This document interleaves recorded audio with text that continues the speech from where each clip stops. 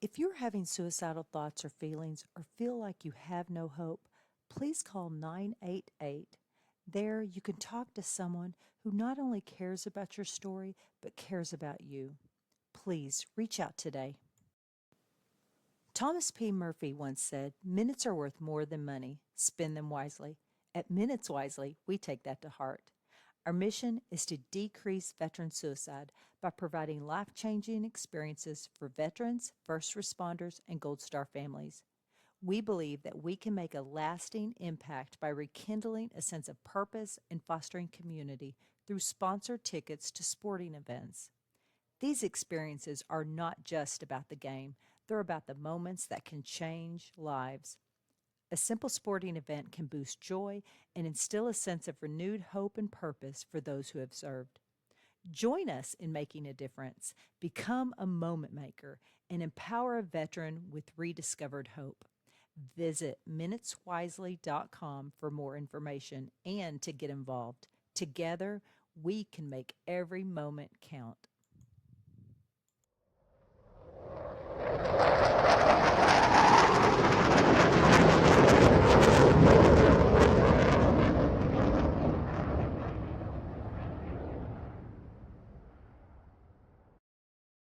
Good afternoon, and welcome back to another episode. So tonight we have the pleasure of sitting down with Jenn Short, who is recently retired, I believe, a chief petty officer, Senior chief. senior chief petty Crazy. officer. Yes, that's awesome. So we were talking a little bit off camera, and I can't, I can't tell you how excited I am to have you here. But before we get started, I want to give a little shout out to the nonprofit Minutes Wisely. We have a couple big events coming up.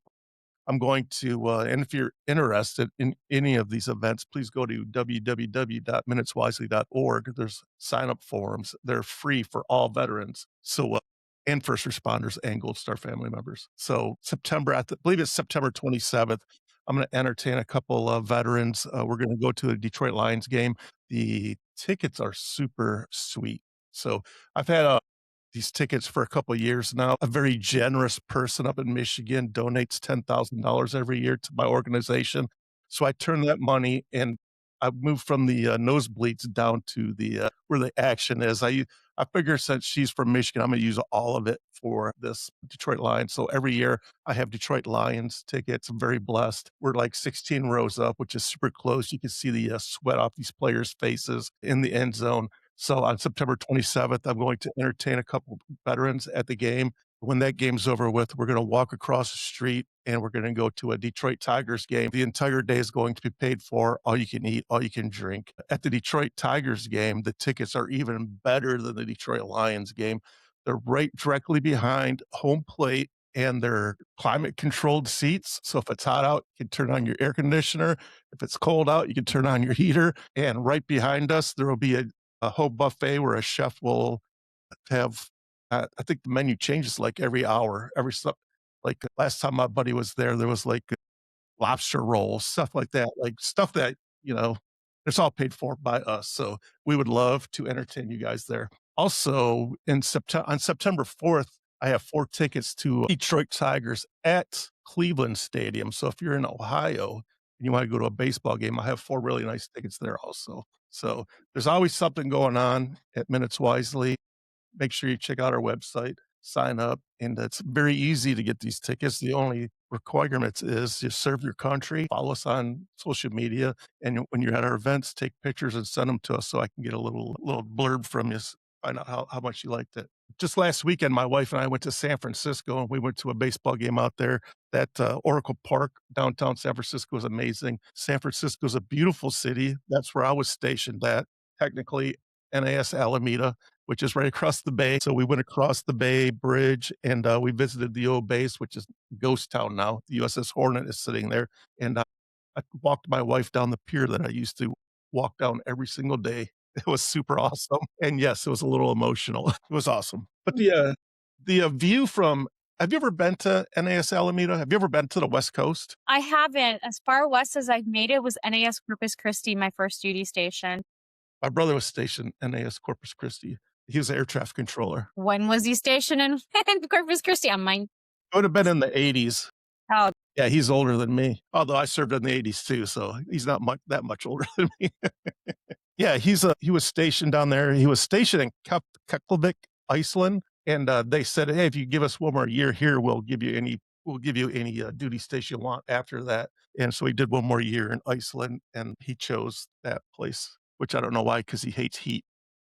It is really hot over there. It's like 112 one summer. Yeah, but, it's close to beaches, so, that's why I tell everybody that wants to join the military, man, like, do you wanna join the army and be in the middle of be landlocked, or you wanna be on a beach? I mean, come on, man, it's an easy choice, and the Navy's far superior than the other branches. Of course. We take a lot of staycations in different places. Yes. As a matter of fact, I got in a lot of trouble on social media the other day because I said something about the Abraham Lincoln and how everybody's whining. First of all, I think it's blown out of proportion. And I guarantee you they're not running out of food. I did a 7-month deployment on an aircraft carrier. The food wasn't great at the end.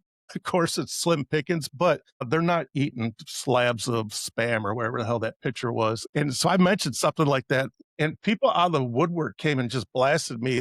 I had to make my profile private because they were digging deep into like photos from like years ago and they're like, "Hey, is this you?" I'm like, "Yeah, congratulations, Sherlock. You found a picture that I posted years ago." I'm like, "I don't know what you want from me." And so even one guy even took a screenshot and sent it to my work, and they're like, "Hey, is this the kind of person that you want working for you?" And I was like, "What are you talking about?" Like, I feel like I have a say in this because I lived that life. My grandfather was a sailor in World War II. He used to make fun of me because my generation is soft. So all I'm doing is giving it back. Yeah, each one. I think each generation thinks that Yeah. each What one you has know, yeah, here. 100%. So, and anyways, all sailors talk shit to all sailors. Like, it's a rite of passage, man. Once you earn that right, it never goes away. So lay off. And these people are so I hate getting political, but like I clicked on a couple of their profiles and look, there's literally 600 comments. I clicked on a bunch of them and they're all like Trump haters, bashing Trump. So I was like, okay, I'm not even going to engage with you people. Sometimes you just got to bite your tongue and just go on with it. Well, not every hill is a hill to die on. Exactly. Although I do love confrontation, so my wife says, but it was getting too much for me, so I just locked down my. When you start getting pictures of my grandkids, I mean that's a little too far, man. You guys are wackos. Anyway, so back to senior chief short. That's got a nice ring to it. And I'm short. It's so fitting. Yes. How long ago did you retire? 3 years ago. Right on. And so now you're a nurse, which is amazing. Yeah, I'm an ICU nurse. So Ooh, yeah, doing neurotrauma. So it's still, pointy tip of the spear. yeah. So, I'll be honest with you, I hate doctors, although nurses and doctors saved my life about a year ago. They took, some cancer out of my body, and I'm super appreciative of you people. So, let's start all the way from the beginning. Boot camp. Why did you choose the Navy out of So the list? I was a kid from a teeny small podunk town, Madison, Georgia. I lived in a trailer and I had a kid at 17. I always wanted to be in the medical field. And I realized that I was not going to be able to go to college with a baby. And this recruiter came into my Algebra 3 class and everything he said made sense. I was like, that's what I'm going to do. I'm going to join the Navy for 5 years and I'm going to get that college money. My son's going to be in kindergarten, then I can start college. Figured it out. I have my solution. So I joined the Navy at 17. My mom had to write a waiver. And when they were asking me, like, what rate do you want to do? I was like, something that's science or math based. Cause I wasn't thinking this was going to be a long term job. I was like, whatever the school closest to Georgia is. And they're like, we have this meteorology oceanography school in Biloxi, Mississippi. I was like, yeah, I'll take that. And that's what started my career. And 5 years turned into 22. So, what is that rate called? Orographer's mate. It's a Right. mouthful. Yeah, yeah. So, and that's in Mississippi. Yep, Biloxi, Mississippi. We go to Keeser Air Force Base. Is that near, there's a base down there in Tennessee. Well, there's Gulfport. There's Naval Station. Yeah, like Meridian and Gulfport are Yeah, close by. Yeah. maybe it is Meridian I'm thinking of. When I got out of the Navy, they offered me to, because I was one of the smart ones. I went in as non-rated, which everybody says, whatever you do, do not do that. Yeah. So I showed up in the fleet and they're like, I was just standing on the pier. Then my LPO, was eventually going to be my LPO came down and grabbed me, and there was like 40 of us, and they said, "Hey, can any of you guys type?" And I was like, "Yeah," I took typing all the way through high school because I mean, that's where all the girls were, right? Yeah. And so he took me up to the office and he gave me a typing test. And he's like, "Okay, congratulations. You're the air boss's yeoman now." Wow. So That's that's how awesome. yeah, I got dumb lucky, but everybody else was like you when you join the military, don't take the path that I took. I got super lucky. But anyways, they offered me to go to A school, and I think that was somewhere around Meridian, Mississippi, somewhere around there. And I was like, "Now, I've already done a deployment, 7-month cruise. I'm just ready to go home." So I went home and went to school, met my wife, had 3 kids, and now we have 2 granddaughters, so it worked out. Congratulations. Yeah. What year did you join? 2001. 2001, and, at that time, was there only 1 boot camp? Yes. So it was only Great great Lakes. mistakes. Great Mistakes, yeah. What month of the year did you go? I went in February. So I got to have all the seasons in one day.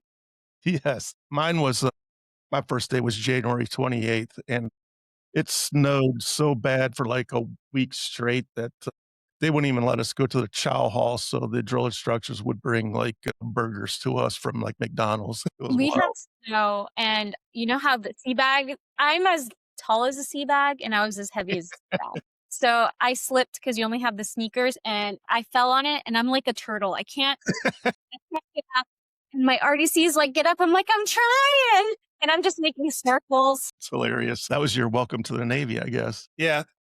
So after you graduated, did you stick around that area for a while, or did you go straight to, A school? Straight to A school. The day I graduated, they put me on a flight straight to A school. So landed in Biloxi, Mississippi, had no idea really who to look for, what the Navy was. I felt so lost in some random dude that looked like he was Navy. I was like, do you know where this school is? He's like, yeah.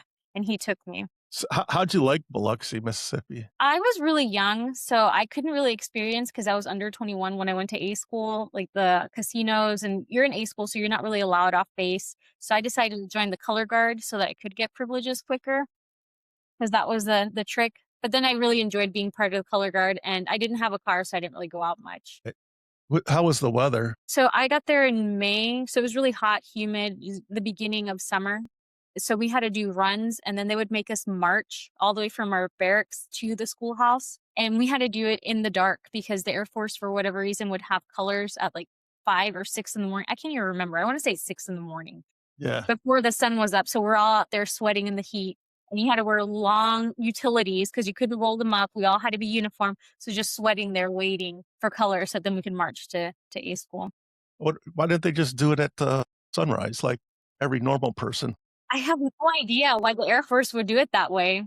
And then because they had a march, it was my first time experiencing the Air Force. They have these little like flashlights. So when they march, they kind of look like a giant glowworm. Y Yes. So I would assume that, you enjoyed your time in the Navy? I did. I did and I didn't. It was the best and worst times at the same time. Like it was the slowest, longest time of my life and the fastest time of my life. I don't know how to explain it to somebody that would really understand that it comes with its ups and downs. Yeah. I always tell everybody, like, it was super hard, but looking back, it was like the best thing I ever did in my life. It definitely Absolutely. yeah, it definitely changed my life for definitely the positive. I would say when I went back home, a lot of the people that I went to school with, there's some that did leave, but the ones that are there, they're still doing a lot of the same things. And then the Navy has definitely expanded my mind and education. So I see the world differently. And it's all because of the Navy. If I hadn't joined the Navy, I think I wouldn't understand the world the way I do now. Definitely.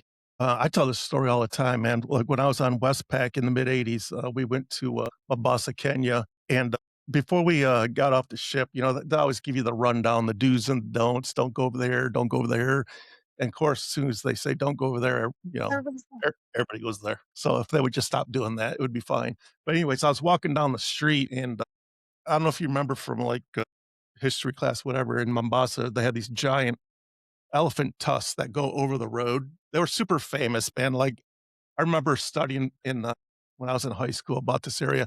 I'm standing there and I'm like, "Oh my god, I've been reading about this in books, like, for the last couple of years. This is amazing." And then, like, everybody in Mombasa, it was When I say third world country, it was pretty bad. There was death and destruction everywhere. The diseases that were there were disturbing, to say the least.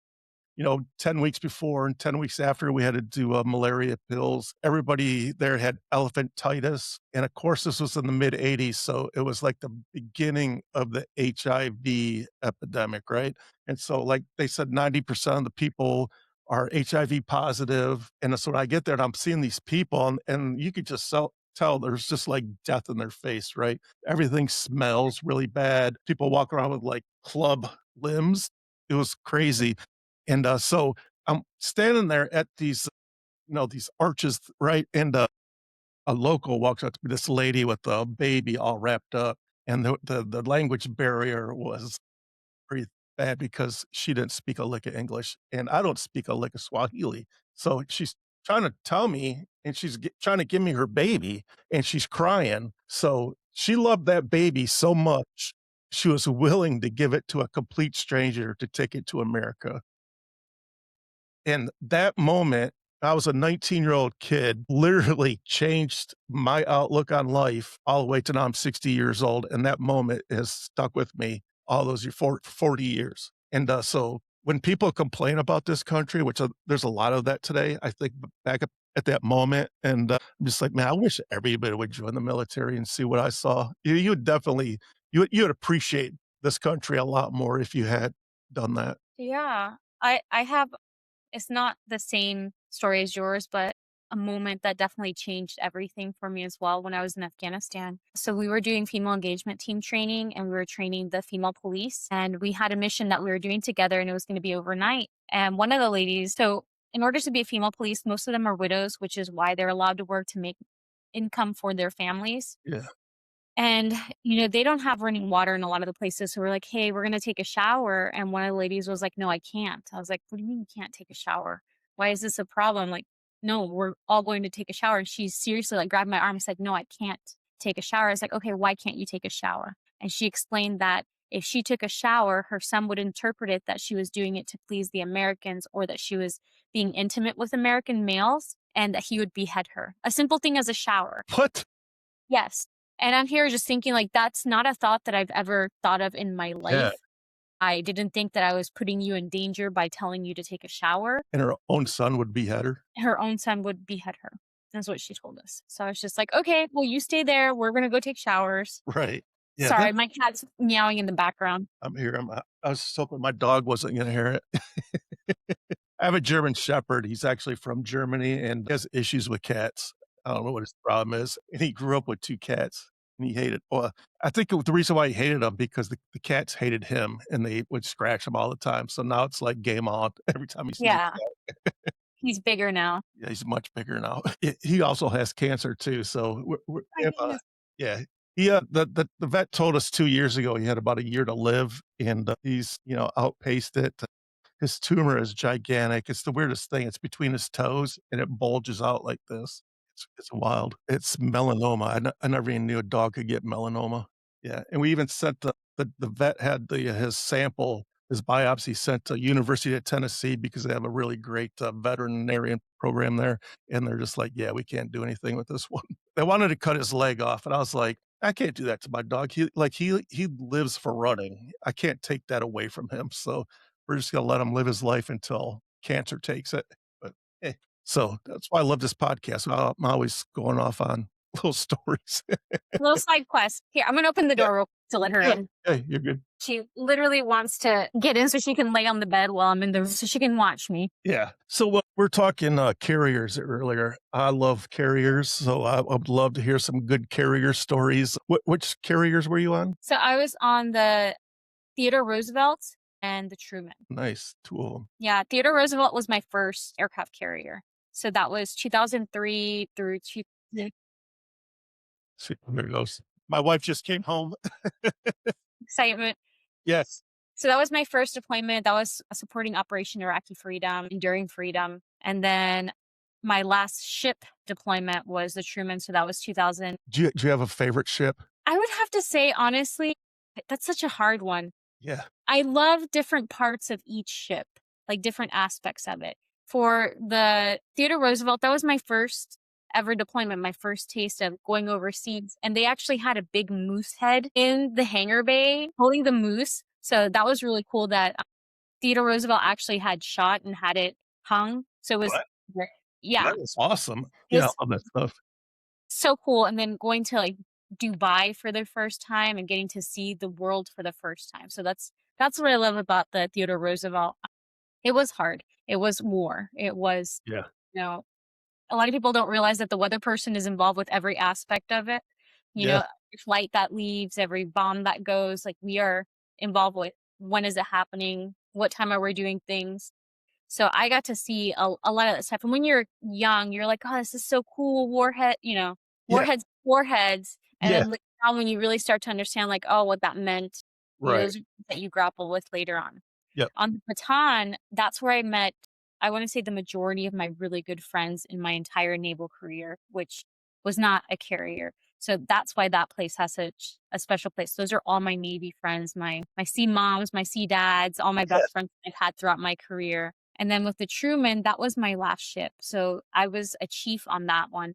So I had my division. Those are my babies. Yeah. Even though they're not supposed to be. I was their sea mom and then taking them on their first deployments. And the mess on the Truman was absolutely phenomenal. Everybody was amazing. We did such great things together, very unified. Like that's where I saw this is the power of the mess.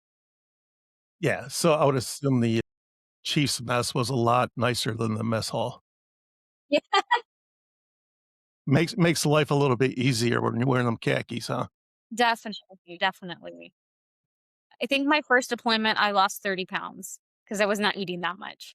Yeah. My last deployment, I didn't lose not 1 pound. Yeah. Well, so when you're E1 through what E6, Hmm. the lines in the chow hall are on a carrier. I mean, you could literally stand there for a couple hours. It was Yeah, awful. It was awful at sea when everybody, when you got everybody there.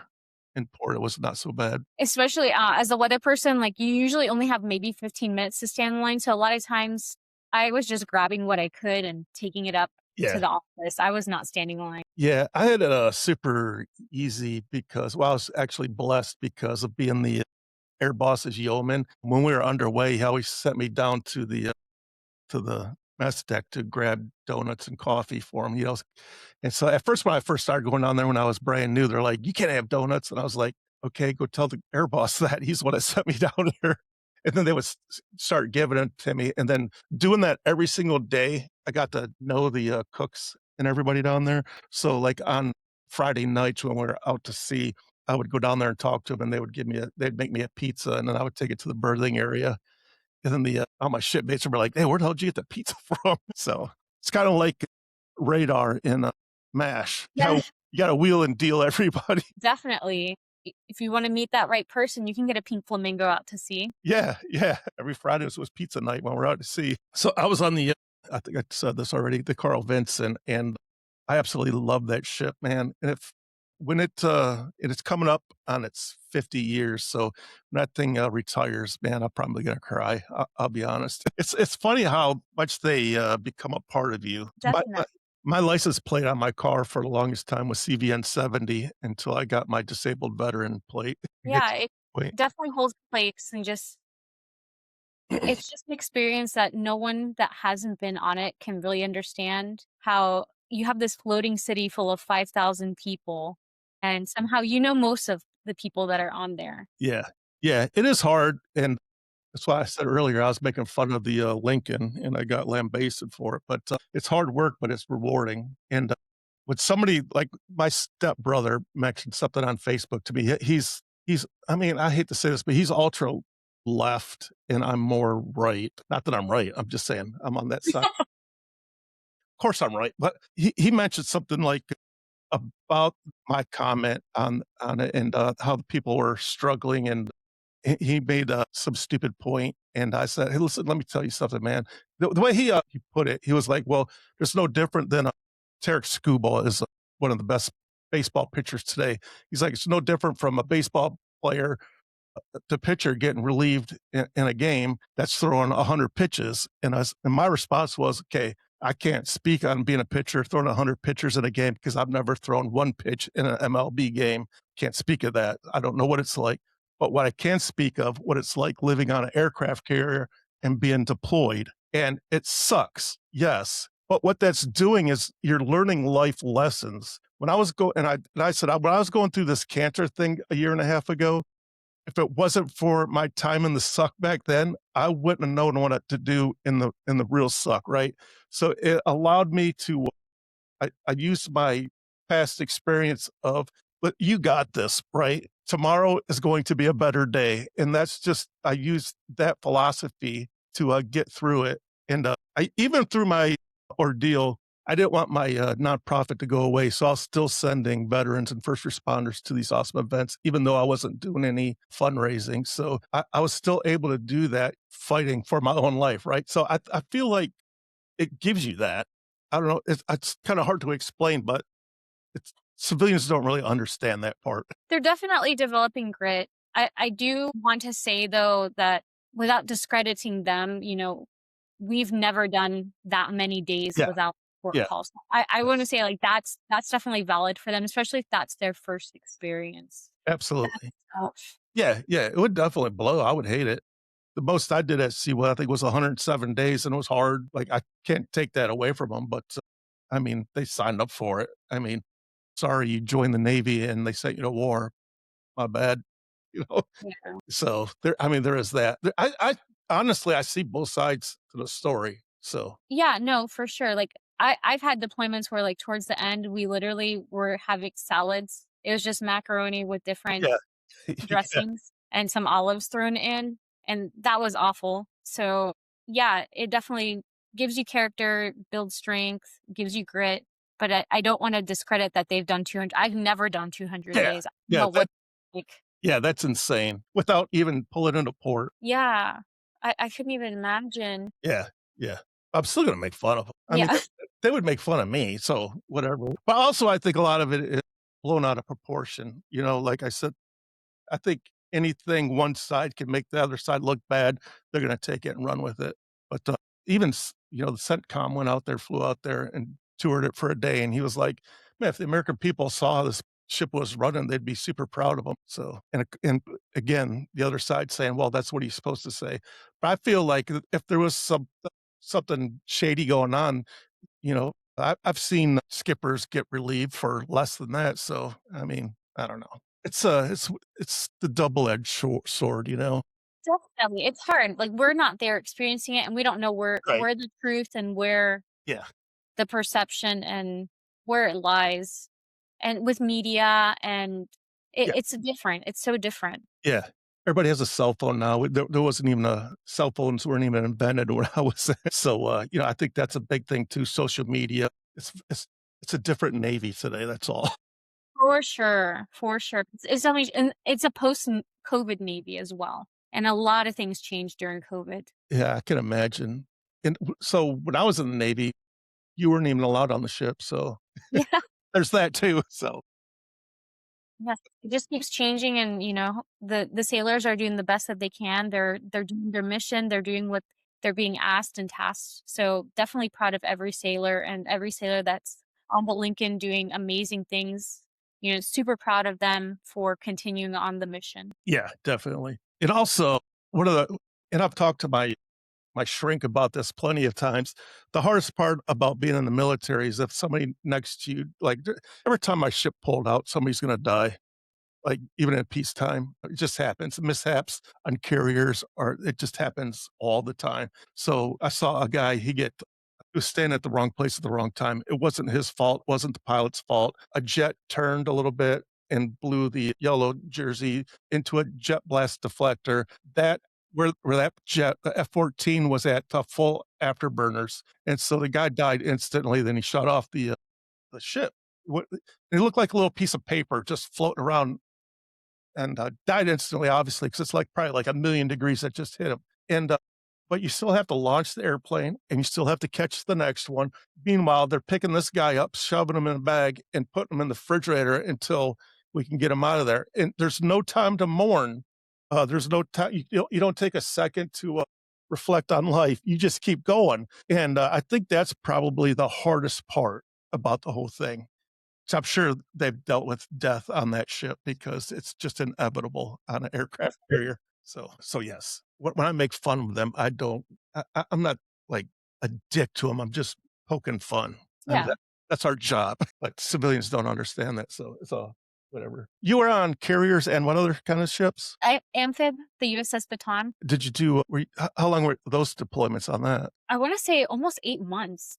So every time that I was supposed to have a 6-month deployment, it never was a 6-month deployment. It always was at a minimum 7 months Yeah, or greater. yeah. How was that compared to an aircraft carrier out on the open waters? So with the Baton, that one we did Enduring Freedom, OIF, I think so, and some coin missions. That one was different because it's smaller. So we had 3,000 people on board and it was Navy and Marines. So because it was smaller, it felt like a small town. So everybody really did know everybody. So there was Yeah, really nowhere to get away from everybody. I mean, at least in the aircraft carrier, you can kind of sort of find some place to get away from somebody, not on the Baton. With the Marines, whenever they came on board, they don't have much to do. So they stand in chow lines or they take up all the gyms. So it was sometimes annoying. Like I love my Marines, but sometimes I'd be like, oh my gosh, I can't go to the gym. I can't even, the line is like 30 million times long. I remember one of them being like, this is the third time I eat lunch. Meanwhile, I'm trying to like eat peanut butter on a right. bread,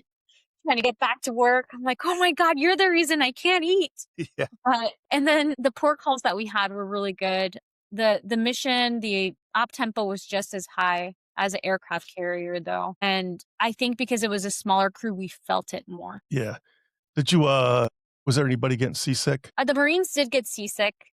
We would make fun of them because they had to have the Dramamine patches, and we Yeah. would call it something that's not kosher for TV or a podcast. Yeah, use your imagination of what we call those patches. A few Navy people, you definitely can feel the seas more on the amphib. I Yeah, but remember being in 27-foot seas on an aircraft carrier, and I could feel it, but 12 feet on the amphib, you could feel it more. yeah, I can imagine. So when I was, deployed, when I was I'd be up with the air boss in the tower, and, if there's a storm out and the, supporting ships around us, they would dip under the waves, and they'd pop up like a bobber, and I'm just like, "Oh my god, I'm so thankful I'm on a carrier right now." Yeah. So on the Truman, when we did one of our deployments, we got into some really sketchy seas, and one of the ships that was with us, literally, you would see its mast, and it looked like it was touching the water and touching the other one. And all I could think of was, I feel so bad for those sailors. They're walking on those walls for sure. Yes, yeah. It's pretty wild to see, that's for sure. At the end of our deployment, we were coming back to, heading towards California, and then we got redirected. They extended us, and, this was in January, by the way. President Reagan sent us up to the Bering Sea because he wanted to prove to the Russians that we could go anywhere, anytime. So, I don't know if you ever seen Deadliest Catch. Yeah. We sailed those seas, and not only did we sail it, we, launched and recovered aircraft in that mess, and it was an interesting time, to say the least. Yeah. The Truman, she was the first one to do a high north deployment for the same concept to prove, hey, we can go wherever. Yeah. And that's where we got into some sketchy seas. Yeah. Yeah, the water was breaking over the flight deck at some parts, and it was like the one time that I was actually a little nervous, not really scared, but like, "Oh my god." Yeah. You could feel the whole Yeah. ship It's just, amazing when you're, standing on pier and you're looking at this thing's just massive, like, I can't even describe how big it is, but within when you go out and you're in the middle of the Pacific Ocean, you're so insignificant, it's crazy, such a contrast. yeah. So, in on a carrier, where was the weather? Was it called the weather deck, or where was the all the equipment for the weather? So on the first deployment, we were on the O6. So we were always going up to the bridge or going outside. AGs are really the only ones whenever there's bad weather. We're the only ones that are allowed to go outside. You have to wear a float coat to go look at the weather and make sure, like, yep, it's still bad weather. That's Back in the day when I first joined, we also had weather balloons. So that was all the way aft, and you'd have to go get the helium and launch the balloons from there, make sure that they're not launching any aircraft so it wouldn't cause any FOD. And that program slowly went away. I want to say in like 2008, we no longer did that program. And then on the amphibs, I think we were on the '05, and then the Truman also on the '06. So you weren't wearing like a mini skirt with high heels and pointing at a screen and saying, "Hey, here's some No. clouds here." Ish. I think a lot of people, when they do those PAO pictures, because a lot of the stuff that we do is secret, people can't see what we do. So we have the generic, like somebody point at a satellite picture, somebody point at an observation, pull the balloon or pull the little weather gun, the wind gun. So they really think that that's all we do. And there's so much more to it. Like, as a weather person, yes, there's the like, yes, it's going to be sunny and Yeah. partly cloudy and this on Wednesday, but when you're talking to the CEO, it's like, hey, I know you want to do flights launches at 1400, but that's when the storms are coming. So that's not going to be the best time, or the winds are not going to be what you need to launch the aircraft. Or Friday, when you thought you were going to get supplies, they're not coming. Or that day you want to do the RAS, the seas are too high. So we either pick another location, pick another time, pick another day. And then there's all the other things that weather touches, whether it's communication, satellite.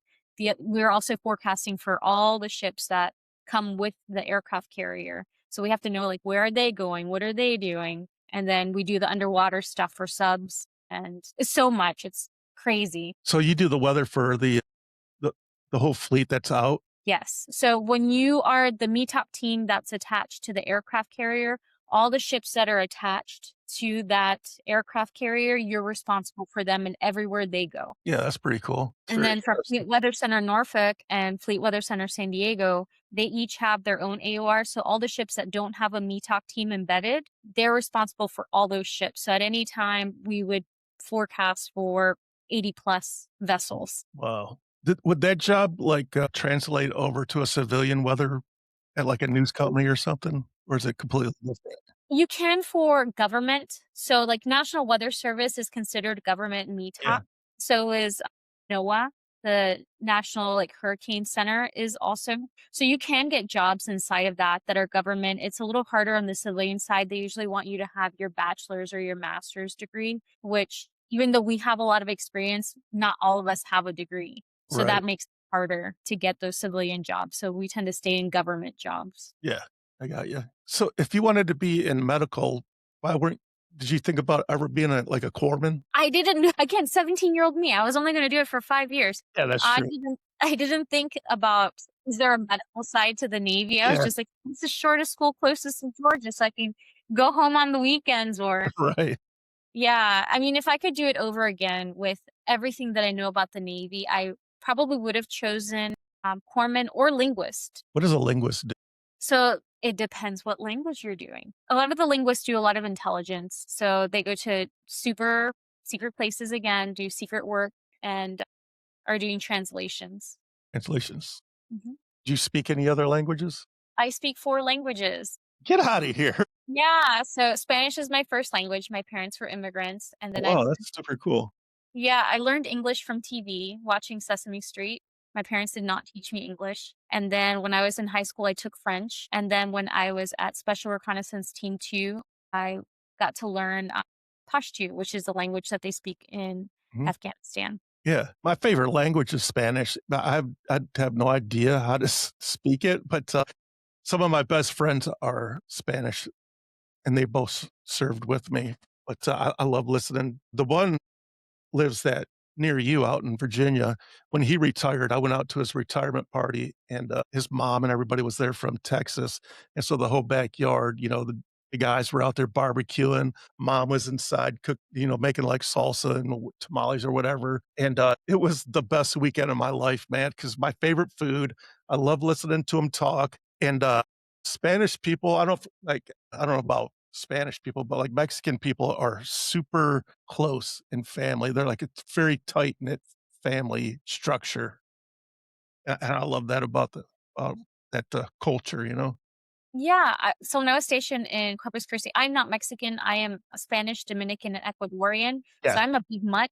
Yeah. But when I was stationed over there, everybody was super sweet and they immediately considered me family.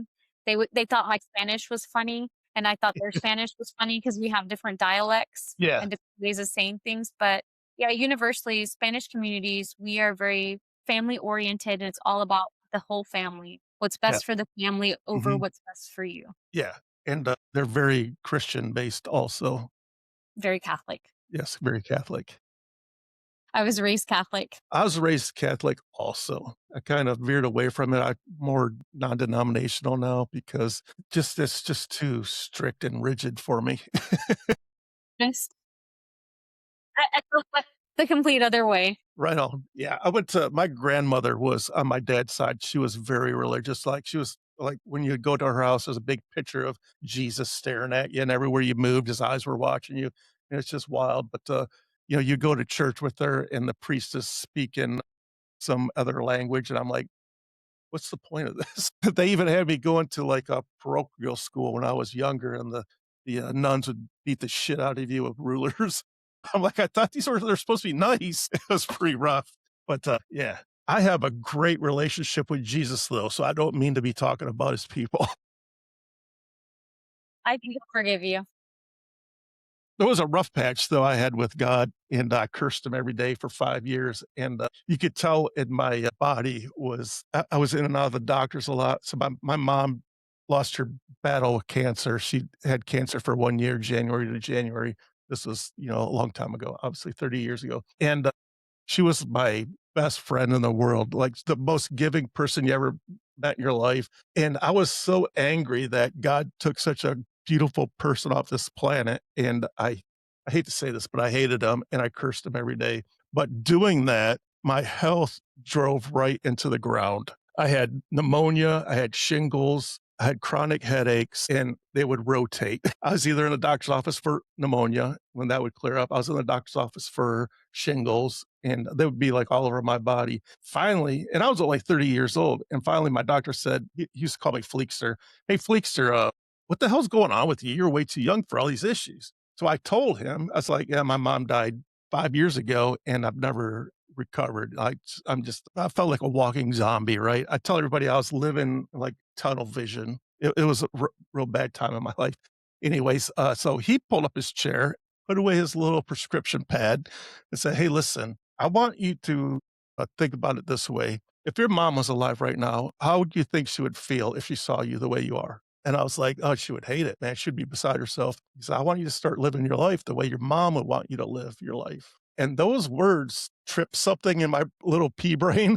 I went home that day, and mind you, I had shingles all over my face. The doctor was worried I was going to lose my eye because it was around my eye. I went home that day, and I went to bed early. My wife and my kids were still downstairs. I went to bed. I kneeled down at my bed, and I said a prayer, and I apologized for God for being a spoiled brat for the last 5 years, and apologized to him for cursing him and hating him. I said, that's not me. I was just, and then, that night, it's kinda weird, my mom came out of this portal. So, I was laying in bed, and I was still awake, I think. I could have been dreaming, I don't know, but it was very vivid for me. This portal opened up in my bedroom, and my, deceased grandparents walked through. It was like a aisle, like the aisle was lined with my past relatives, and my mom walked right through them and sat down on my bed, and she rubbed my face, and she kept saying, "Richie, I don't want you to worry about me. I love it where I'm at. It's beautiful. I don't wanna come back where you're at. I love it there. It's so beautiful. You're gonna love it here." And then I fell asleep. It was the first time I had insomnia too, by the way. First time I fell asleep in 5 years. I woke up, and I went down the next day I woke up, and I told my wife, I'm like, "Hey, you're not gonna believe this, man. My mom came to me last night, and she told me that she's in a great place, and she loves it there." And my wife goes to me, "Go look in the mirror." I ran to the mirror, and where my shingles was my mom rubbed it all night long until I fell asleep. My shingles were completely gone, and the medication did not touch it for the entire time that I had it, but giving my life back to God and all that stuff happened in one night, and so it changed my life. That's a really good story. Oh, it's touching. Yeah, and it's absolutely I had a hard time telling that story for the longest time because I feel like people are just gonna think I'm lying, but it's absolutely absolute truth, everything about that story. So, now I have a great relationship. Another funny story, I'm sorry, we're supposed to be talking about you right now. We're talking about Jesus right now, so I love it. So, when I was in the Navy, I had a hard ti separation from my mom. Like I said, we were like this. I was her favorite out of 4 kids, and she would tell you that because hey, so when I joined the Navy, it's rough being away from family, right? So, and then, I got my first orders were to the aircraft carrier, and I get deployed. And so what I would used to do at nighttime, I'd stand on the flight deck and stare at the moon. And I'd wonder to myself, I wonder if my mom's staring at the moon right now too. And that was my connection to her, right? And that's what I always thought. And so then fast forward 40 years, when I went in for surgery last year, I was supposed to be at the hospital at 6 a.m. And so I got up at 4:30 in the morning and I started to get dressed because I was going to take my dog for a walk. I take my dog for a walk at like 4:30, 5 o'clock every single morning. And my wife goes, "Aren't you going to take a shower before you go?"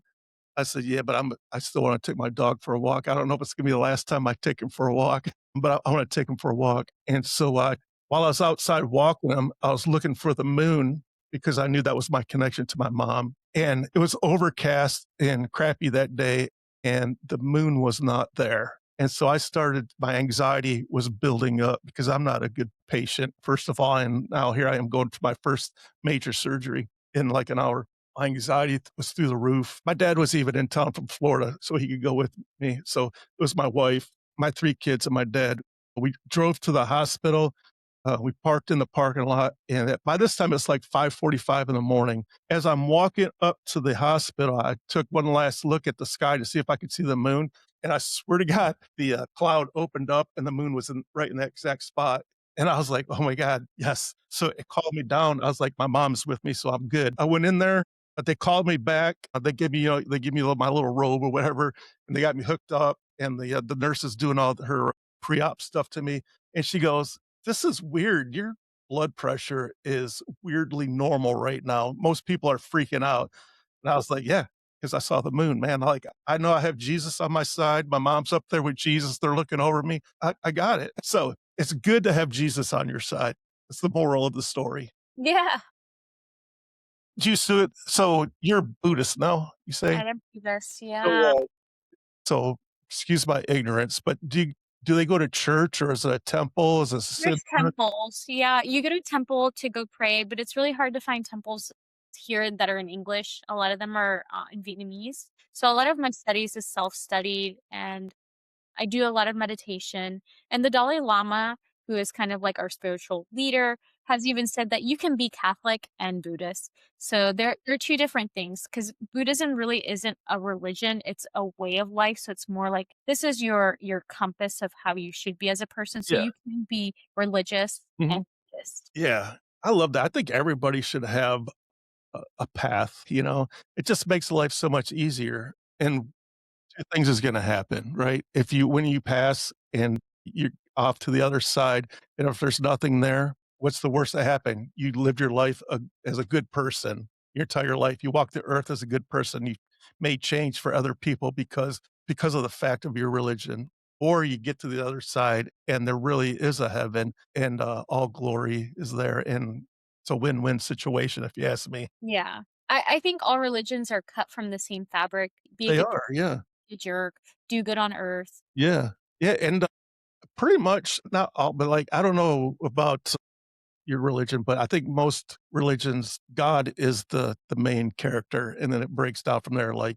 In Christianity, you have Jesus, but in the Muslim faith, you have Muhammad. Mhm. Jesus is a big part of the Muslim religion also.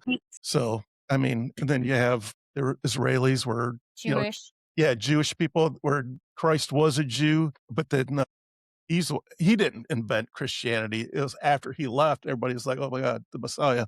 So, like, everything fits together. Just people need to stop killing people over it.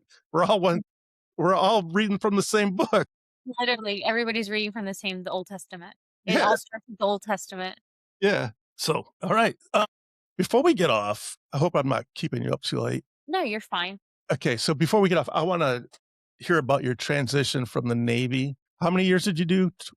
I did 22 years. 22 years. So Yeah, 22 years. I just want to point out that this young lady, she joined the Navy in 2001 and her entire enlistment was at war. It was. Yes, that's I think that that was part of the deciding factor towards the end for me to retire because I realized that, like the conversation we were having earlier about, sailors and how the Navy has changed. I realized I was not the right leader because as I was retiring, we were not at war anymore. And my whole career has been war and tactics and, how do you beat the adversary? And that was not the mentality towards the end when I was getting out.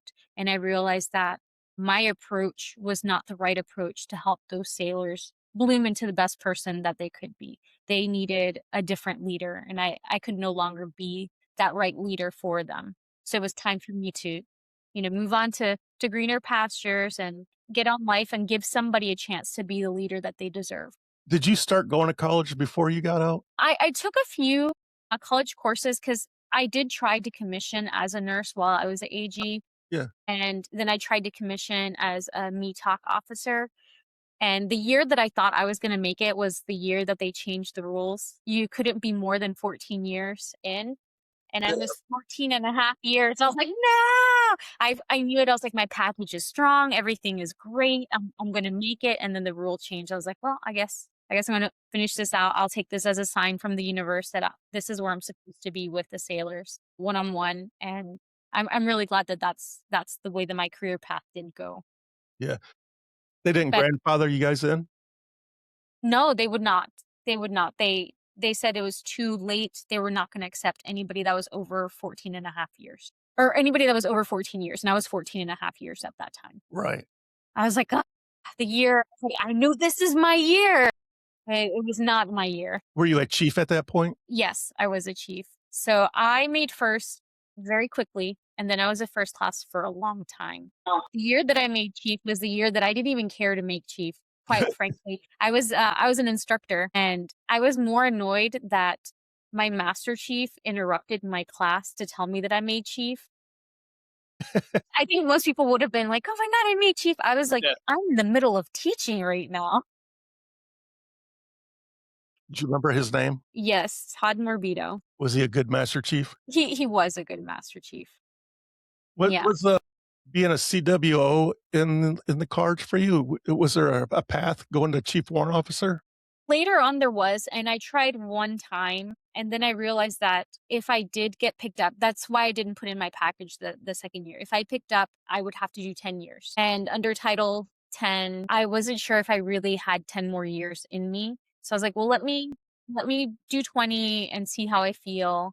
And I thought I was going to retire at 20, and they offered me the chance to go back to Naval Special Warfare. So I was like, oh yeah, I will re-enlist with those orders. Yes, give me those. So I took those orders, and that last deployment, I was on the fence of putting in a command senior chief package to become a command master chief, which would have given me more opportunities than staying in the METOP community. I knew where I was in the pecking order, so I knew master chief in the METOP community was going to be an eventuality for me as well. But I Yeah. was like, if I do it, then I'm just limited to METOC duty stations. If I go command, I can go globally anywhere. And then that year was really rough. We were in Somalia.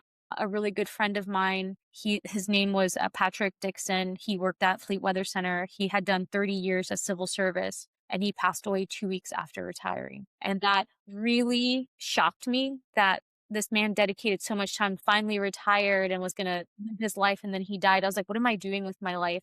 My son had been hospitalized while I was on the deployment. I missed my son graduating high school. I was like, I think I'm done. And that's when I pulled my packages, and everybody called me over. They're like, what are you doing? I was like, no, I think I'm done. How many children do you have? So I have 4 total children. I have 2 stepdaughters, and then I have two boys. Yeah. How was that being a mom and being deployed? That is one of the hardest things. So the first time that I had to do my first deployment on the Theodore Roosevelt, that it broke my heart. It was really hard to be away from my kids. And my son actually, he wasn't sending me letters, but his schoolwork, his babysitter and family were sending it to me. And he wrote, my mom goes around the boat to save the world. I'm just like, oh, get out of mine. And then my youngest son, when I was in Afghanistan, I put it on Facebook every couple years. He writes the same thing. My mom keeps the world safe. She's in Afghanistan right now, helping people. It's 112 degrees and she's far away and nobody helps her, but she's helping all these people to make sure the world is safe. I'm like, this kid of mine. Yeah.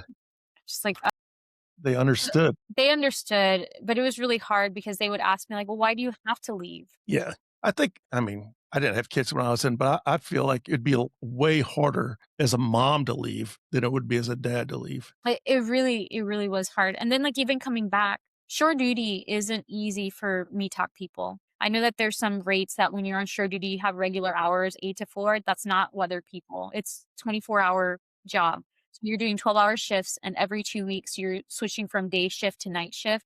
So you have no life. So it was really hard being a mom and not being able to be a PTA mom because, hey, every other Wednesday I'm working and it might be a day shift or a night shift and it's 12 hours. I couldn't be the mom that I think when they think of what a mom is. I couldn't be that mom. Well, it looks like you're young enough to be that mom now, even though your kids are a little bit Yeah, older. the youngest one's 22. Yeah, but you don't look like you have a 22-year-old.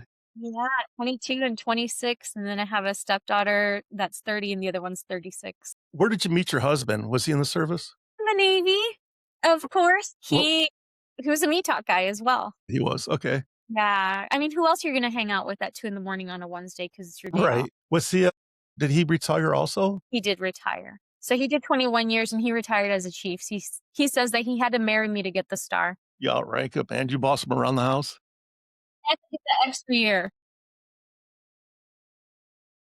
So, so let's talk about your transition to college and what you do now, because this is the reason why I asked you, even though we're going over a little over an hour now. My bad.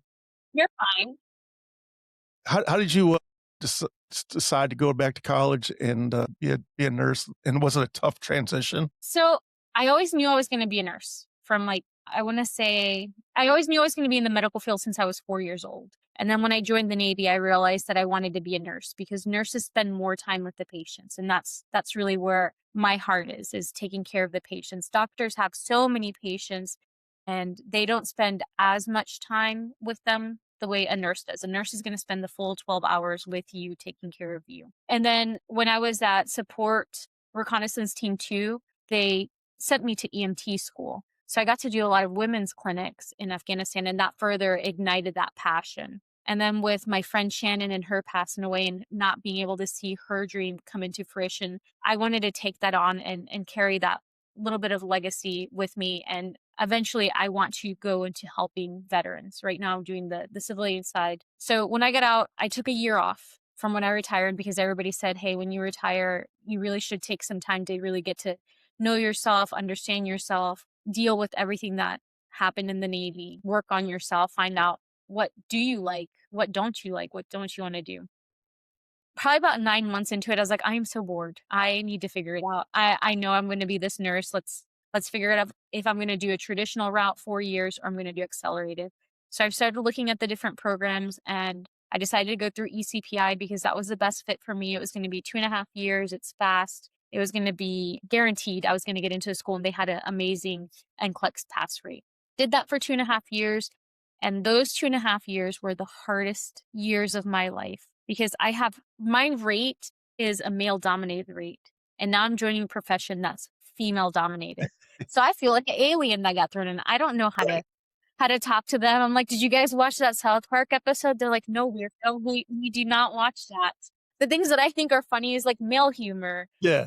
That's not them. And there was all these unspoken, unwritten rules that I needed to learn. And then being military, I want to be fast, efficient, and get to it. They want to chat and talk. And I'm like, we are wasting time. We are wasting time for me to learn to be a nurse. Every minute I'm not learning about nursing is a minute that I'm not going to be a great nurse. So I need to learn how to calm down, like toning the military out of me, which I still Yeah. am very militant. Yes. I'm just not as militant. That was really hard and lonely, being also the oldest person in my class. I had nothing in common with these people, and some of them didn't like me or, they wouldn't treat me the kindest. And here I am like, what's wrong with me? That was hard. So my peers were technically my teachers. So I spent a lot of time, building relationships with my teachers and leadership than my own peer in nursing school. So it's kind of a little bit of a lonely road at times. And then I did find some other veterans and I became part of the Student Veteran Association. And then that led to me being able to go to Capitol Hill and talk about veteran issues while going through school. As in everything, there's always problems. For example, the college scene is changing, and a lot of college is online, and the BAH does not you don't get full BAH if you're taking online classes. Why is that?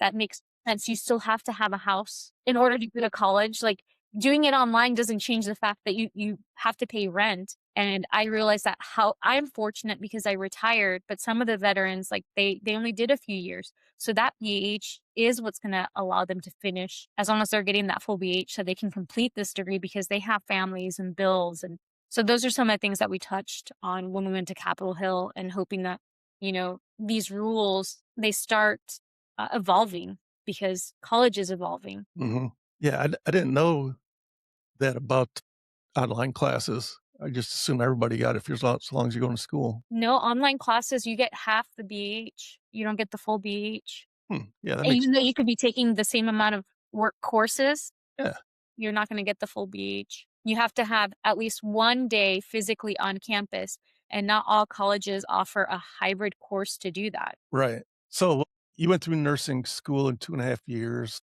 How long did it take you to find a job in the nursing field? So, because of being military and we're always proactive and always looking at things, I started applying for jobs in February, knowing that I was going to graduate in June. And I got my first offer in February. So I already had a job lined up before I graduated, before I took my licensing board, I had a job. Yeah, and of course you went to ICU. Of course, tip of the spear. I got it. Right. Everything the military taught me, I'm like, this is where I belong. It's all about get in there, do it, protocols, that life and death, that adrenaline rush. It just felt natural. That's where I needed to be. Yeah. I love it, man. I love that, you did 22 years and then you just didn't go home and sit on a couch. You furthered your life. That's a great story. And I still have more. So the ICU is, as much as that's my passion right now, I realize that I want to give better care to veterans. So here in the next 3 years, hopefully 3 years, knock on wood, I'm going to go back to school to become a certified registered nurse anesthetist. And what I've learned through the little bit of nursing school that I've been at is that veterans with PTSD, they don't react to medications the same way because of the way their sympathetic nervous system is. And some of the medications that they use for anesthesia actually causes them to come out of anesthesia combative with more anxiety. And I want to do a few studies to give them that better care so that they can have surgeries and have better outcomes. I hope that one day I can work for a VA hospital or Naval Medical Center Portsmouth and help my brothers and sisters in whatever surgeries they may have, whether it's to remove cancer, to help their knees. There's so much research that's being done on how the brain works. I'm seeing that there's going to be some ketamine trials, some magic mushroom trials that are coming on in the Yeah. VA. And that stuff is necessary and amazing so that, we're not suffering. Yeah, that's amazing. I think you have it all planned out. I really do. Yeah. I want to help them and give back because, we're just such a small niche of the population and people don't always focus on us. And it's very easy to forget. PTSD, there's a amazing book called The Body Keeps Score. And it tells you that everything you've gone through, your body is signaling and has held on to that. And that's going to change the way medicine works in your body. And not all of modern medicine affects the receptors the way they should for people that have PTSD. Wow, that's amazing. Hmm, very So cool. earlier when you were talking about, you're mad at Jesus, Yeah, that also is the body was keeping score for you too. And right. that vision of your mom helped heal probably those pathways in you. Yes, and when I woke up from anesthesia, when they rolled me to the first vision that I remember was a cross hanging on the wall. So, yeah, it's pretty powerful stuff. Yeah. So I want to help people heal. I really feel that's where I'm in healing other people, it helps heal me. Yes. Yeah, I get it. I'm an IT guy. Absolutely love being an IT guy. Been doing it for 30 plus years, but it's not my passion anymore. My passion is my nonprofit and helping veterans. And so I'm looking to retire probably in the next year or so and just doing nonprofit stuff full time. So you ever near a football stadium and you want to go to a game? My husband's a huge Steelers fan, big Steelers fan. Do you guys travel a lot? We haven't traveled that much this year. I Well, think we went I to don't want Kansas this year, but I feel like you had a lot of going on. So once your Yeah. life settles down, so next year I will have season tickets for the Tennessee Titans. I live right outside of Nashville now. I'm from Detroit. I migrated down here 14 years ago, somewhere around there.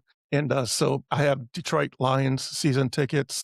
And next year, the Tennessee Titans move into a brand new state of the art stadium. I already have my name on the list, I already paid for it. And next year, I'll have Tennessee Titans tickets. So if you guys ever want to come to Nashville, either go to a concert or a game, I will have tickets. And I would love to entertain you and your husband.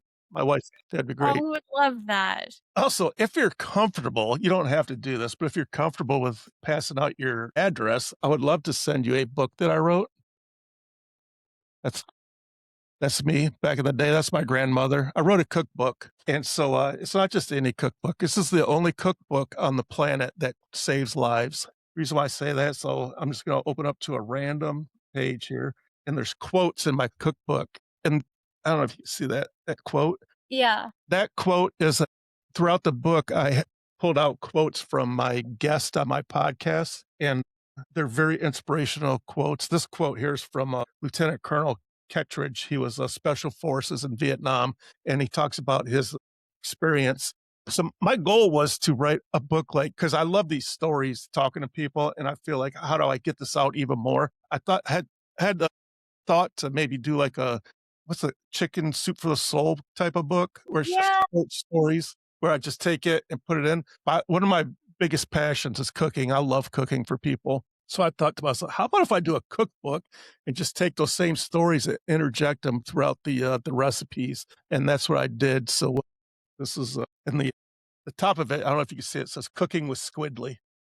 It's blurry. It's That's blurry, but cool. so yeah, people are like, "Squid, like, is that the name of your grill or something?" I'm like, making fun of myself. It's a derogatory name for a sailor. You know, the Marines call me Squidly. I call them Jarhead. Yeah. My nephew's a Marine. This poor kid. I worry about him all the time. Yeah. That's what you're supposed to do, though. Yeah. Every time that something's happening, I'm like, "Are you going? Are you going?" Yeah. Yeah. That's what family's for. Yeah. So if you're comfortable sending me your address, I will definitely send you one, and I'll send you my challenge coin also. Aw. Yeah. And maybe a Thought stick. about making a challenge coin that's the Sailor Jenny brand, but I haven't had a If you chance. do it, I know the perfect guy that will do it for you. And he's also a chief petty officer. He's getting ready to retire, I think, this month. He did mine. He did my, as a matter of fact, a funny story. He was on my podcast a year or so ago, and we were talking about it. And I told him I was thinking about doing a challenge coin. He's like, "Oh, yeah, I'll do it for you. Just tell me what you want." And he knocked it out of the park, man. It's awesome. I love it. He's in Alabama. He's a recruiter, but he's a corpsman, Navy corpsman, chief. Now he recruits doctors to be sailors, but he's retiring any day now. So Good for him. And yeah, yeah, we definitely need more doctors. Like I said, the military hospitals are always hurting. The VA hospitals are always hurting, and yep, people don't want to work there because it's a pay cut. It's a big pay cut. And, that's not going to really be an issue for me because I have my retirement pay and my disability pay, so right, I can do that and give it yeah, back to our yeah, brothers and sisters. yeah. I was always leery about going to the VA because all I hear is bad horror stories. And then so when I started going for my depression and stuff, my therapist said, "I'm going to put you on medication." I said, "Nope, no, you're not," because I heard all these horror stories of, just you're just zombieing people out, and I don't want to be zombied out. And she's like, "Yeah, we don't do that anymore." But the reason why I started going to the VA is because when I got cancer, it's very expensive to get sick in this country. It is. Yeah, it cost me a lot of money, but, I was fortunate. I have a well-paying job, so but I was thinking I have a better chance of my cancer coming back than I don't. It's like a 53-47 slice, so I figure I'll start going to the VA now and get acclimated to it. That way, if it comes back, I can it won't be money won't be such a burden on my family. That's why I started using it, and I'll be honest with you, I have nothing but good things to say about them. I think, you have to be your own advocate just like anything else. If you're not getting the right care that you think you are, you have to speak up for yourself. So they're Let me not. look. Her food dropped. Yeah. 1 second. Yeah, no, I think. Oops, sorry. The VA, the VA is people are always going to complain. It's like the Navy. People are going to come. A bitching sailor's a happy sailor, and they're going to tell you the worst parts of it. But the VA does have really good things. And as a person who's working in a hospital, one of the things that I can say is my veterans that are there and have VA healthcare, they get taken care of very well. Yeah.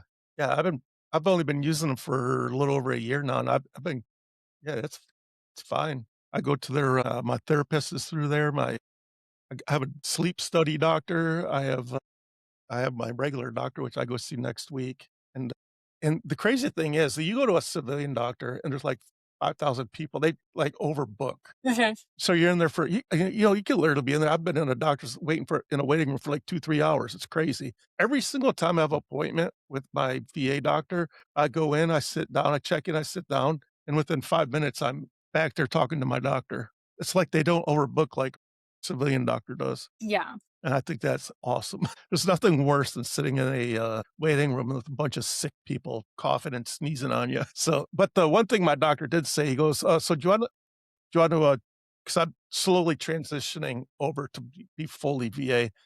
He asked me, he goes, "Do you want to do your cancer stuff here also?" And I was like, "No, I think I'm gonna stick with the guy that saved my life for right now." That one I'm not comfortable with handing over yet, Yeah. but I mean, I would, but, so I'm too far into the game right now. So other than that, before we, shut down, I wanna try to get something inspiring out of you. So if, Mhm. let's say, a 18-year-old kid comes to you and says, "I'm thinking about joining the service." What's your best advice for a young person getting ready to join? Do it. Absolutely do it and get everything out of it because the military is gonna get everything out of you. If there's a class, if there's a school, if there's something no one wants to do, you do it because you never know how doing something that you didn't think you wanted to do was is gonna change the trajectory of your life. Joining the military was the best decision. It got a kid that grew up in a trailer park out of it. I'm educated. I am living very comfortably, and I have a completely different aspect in on life and how I see it. And that would have never happened if I hadn't joined the Navy. Yes, I love it. Thank you for coming on. If you ever,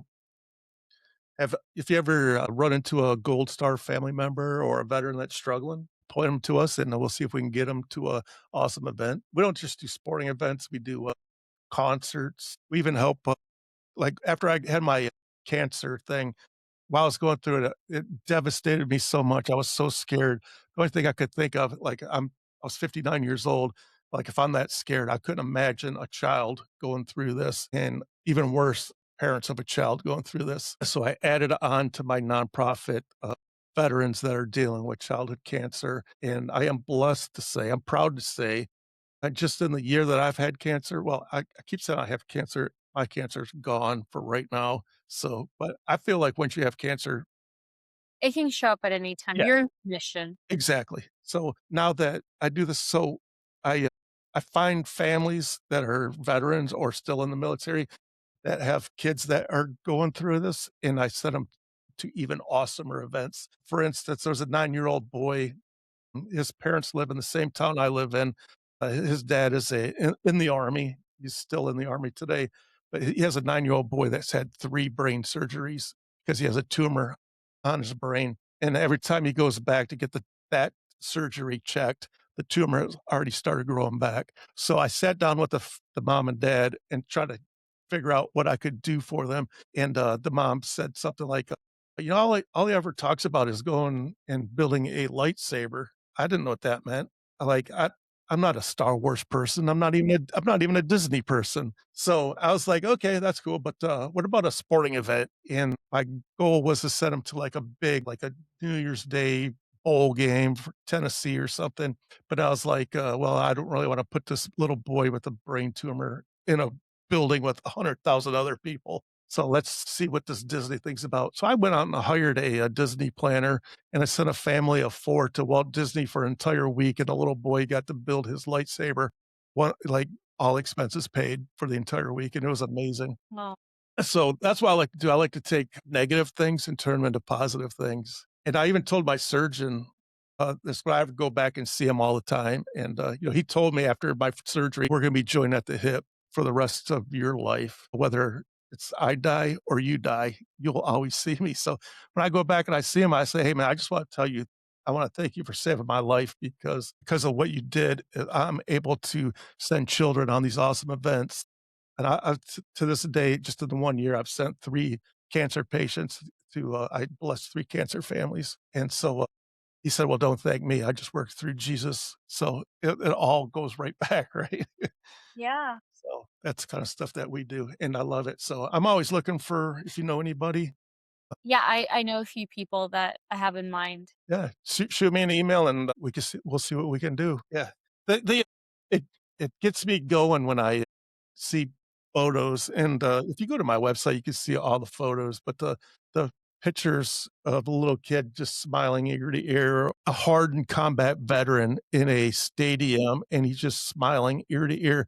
It just warms my heart, and, like, it just keeps me going for the next one. I love it. Yeah, actually, one of my really good friends, he's a retired Master Chief, and he was actually on the USS Cole when it blew up. Oh, So there he has a book out, and he has amazing stories to tell. He's very, very good. where part of the country does he live in? Do you know? He lives now in, Las Vegas. Alright, That well, they have a football team now. yeah.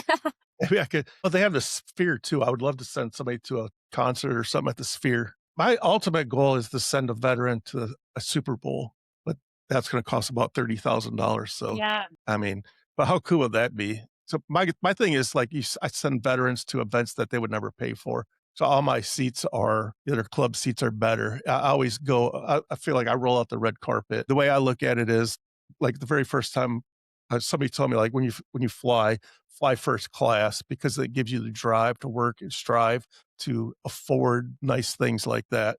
And so that's why I feel like if I'm going to send a veteran and try to lift him up, I'm going to send him to the best event that he ever saw. And he would like, just for instance, that event that I'm sending to Detroit Lions and Tigers game in the next month, that day is going to roughly be about a $5,000 day. So my goal is to like do lights out, like just do a wow factor to give that person, not a handout, but a hand up, Yeah, definitely. a little motivation. And it's great. I love doing it. I can tell. I can tell it's definitely your passion. Yes. So if you ever want to, you're in Nashville or Detroit and you want to go to a football game, let me know. But there's not too much sports in your neck of the woods. No, I think we have I think Tidewater, and there's, like, the hockey team. So we have a baseball and hockey team, I think is all we really have out here. Yeah. Yeah. So I'll be in touch. I'll send you some emails and Definitely. yeah, and maybe we can work together someday and send some veterans to some awesome events. Especially if you run into one in ICU that really needs a lift. I would love to help I somebody. will definitely keep my eye out in that. We do have a huge veteran population, especially the older ones who, they don't want anything and they think that they don't deserve it. Like those are those that break my heart. I'm like, you've done so much. You do deserve Yeah. these things. I know there's like the HIPAA thing, and I don't want to get anybody in trouble, but you can do the legwork on that part. I don't need any information. So Yeah. I'm not trying to get people's name and numbers or anything. So trust me. But also, you mentioned older veteran. Like, if you ever see an older veteran, my stepmom quilted this blanket and she wanted me to give it to an older gentleman that in the military. But it's like, I think it's still in the package. I didn't even open it, but it's like patriotic themed. So if I send it to you, will you find it a good home? I can find it a good time. I'm pretty sure. All There's right. so many. Yeah. It's in rows. There's so many military. It's a huge concentration area. Yeah. Perfect. I've been sitting on it forever. I'm like, I don't really know any older people that are, I mean, I'm in the middle of Tennessee. There's not too much going on here. Actually, one of my neighbors, he had a heart attack last year. And Perfect. he's retired, and he thinks that it is by God's hand that he's still here, and he does things for the neighborhood. So he's like the neighborhood barber. Yeah. All the kids are ready for school, and anybody who needs a haircut, there's somebody who needed to trim up for work, active duty, and he trimmed him up, but he thought he was not going to make it. And now that he's, made it on the other side, he definitely is trying to give back. Yeah. All right. Well, we have a gift for them then. Yeah. All right. Well, shoot me email me your address again if you're comfortable. I understand if you're not comfortable, but I'm not a weirdo, trust me. But Yeah, I'll send you a care package. I'll send you a book, challenge coins, some stickers, and a patriotic quilted blanket. I'll take a picture of him when he gets it. I'll Yes. record the video for you so you can see it. Yes, that'd be amazing. All right. Well, I'm gonna let you go. It's been an hour and a half. Well, thank you so much. This was amazing. I was looking forward to it all day long. I was telling my priest, I was like, I'm gonna be on a podcast today. I'm so excited. I'll I'm gonna do snippets and throw it on TikTok. I like it to lead up before it goes live. So this will probably go live sometime next week whenever I clean it up. But I'll give you all the information when it goes. All right, stick around for 1 second. I'm gonna hit the stop button. I just want to make sure your side is uploaded. All right. Thanks for sticking around, everybody. Peace out.